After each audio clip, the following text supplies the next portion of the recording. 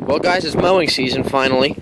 You can see I finally got the LA 150 out of hibernation. Sitting in the shed. I haven't run her in about a month. Actually, since you saw the video of her when I got her home. So I just hosed her down. I actually took her out for a drive. You saw in the one video I made, I took her out for a quick spring ride. And I got her stuck in the mud, and I never actually washed it off, so now I'm just washing it off. It's still, it's still visible, but it's nothing much. And just today I finally got a call for a lawn mowing job down one of my neighbors around the corner from me here. I got my flyer out about 2 weeks ago, which was a little late. I'm still getting used to this whole mowing business thing, but we'll see how the business goes this year. Maybe I can save up and buy a new tractor, because, I mean, the LA 150 is good, but for mowing, so many lawns a week, and for going back in the woods, it's not ideal for it. And my 210 is still in pieces. I haven't touched it in 5 months, which is kind of sad, but I promise we will get started on it real soon. And this tractor, the transaxle's real weak, and I don't know how it's going to hold up this year. It's done good the past 5 years, but in the past years when the problem started showing the most, so we'll see how it goes. It's a good tractor. The deck is a good size, but now I'm actually thinking it might be too big with the pool and trying to get around the fence that's going to go up. I mean, there's only going to be about 6 feet of space between the fence and the shed, and the shed's probably going to get moved to the back. So, yeah. So I've just been cleaning the LA 150 up. My uncle already did all the maintenance on it, put a new oil filter. I have a spare one in the garage there. Sharpened the blades, greased the axles and all that. And I'm just giving her a hose down here.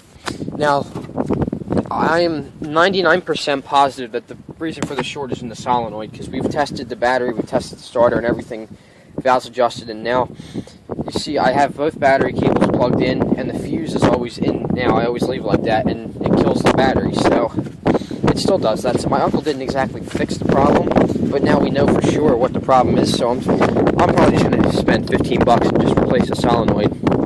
So, yeah, see, it don't crank, so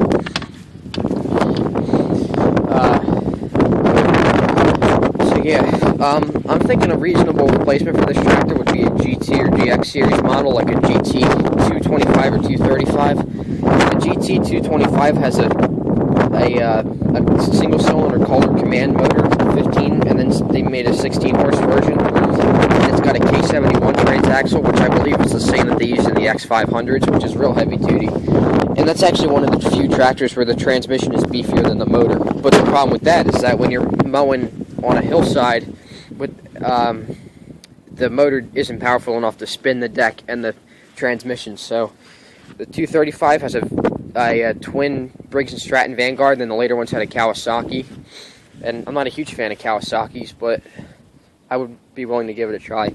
Then the GX series, like the GX 325 and 335, they have hydraulic lift and power steering.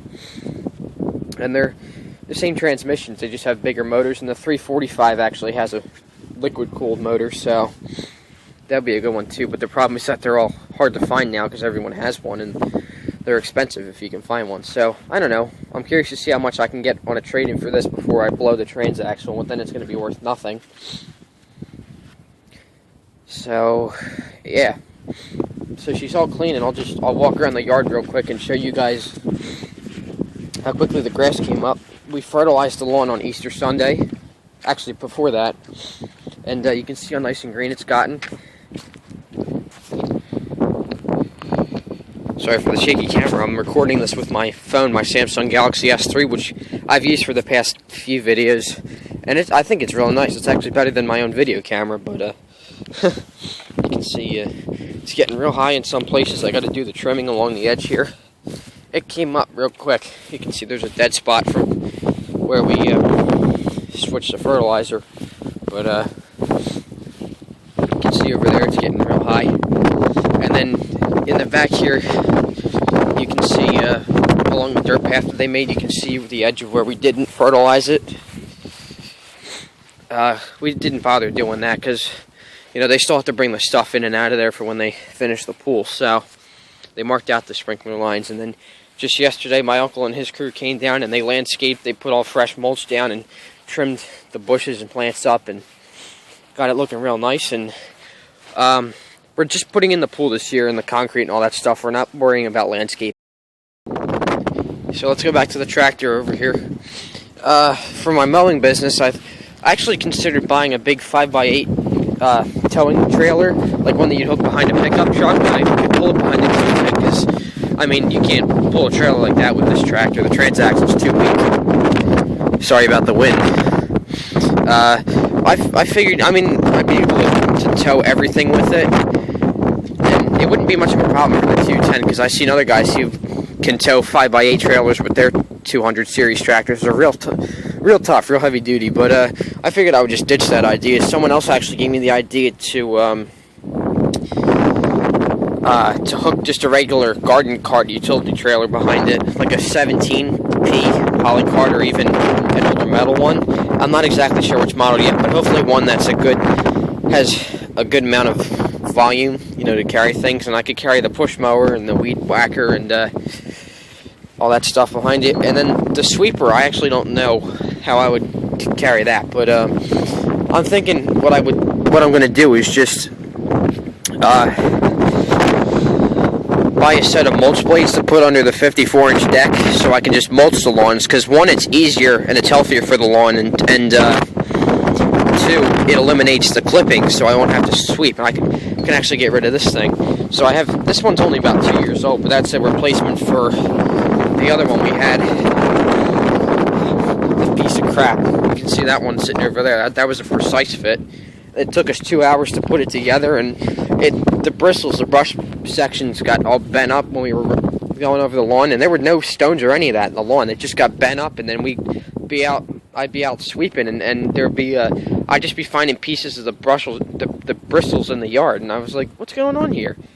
So we went out to Home Depot and bought this one, which, it's good. Brindley's a good company. They've been around as long as John Deere has, actually. And they made a lot of garden tractor attachments, but so that one's easier. The precise fit, we're probably going to have them pick that up for bulk pickup, and if I can get mulch blades and I don't need this, then we'll have them pick this up too. And the trampoline, we're going to have to break that down and just get rid of it, because it lasted us 5 years and the springs are all rusted. We replaced this cover, and we also put a new net up, and then as soon as we got on it for the first time, there was already a bunch of holes in the net because there was so much tension, so that kind of sucked. So we're just going to take this apart and junk it. But yeah, so this is where we are right now. The weather's been going from one extreme to another. It was 90 degrees up here the other day and got down to like low 60s yesterday, so just to give you an idea. So yeah, so let's see how she does. I'm going to try and make a video of the first mow. I don't know how it's going to go. I got a GoPro Hero 3 camera. I got it for Christmas. I haven't used it yet, so what I want to do is I have the suction cup, so I might mount it on the deck or on the dash or something, or even on my head, and do like a first-person view instead of doing the time-lapse, because I do the time-lapse in a lot of videos, and it's very handy, but just thought we would change things up a little bit, so... Alright, there you guys go. See you later.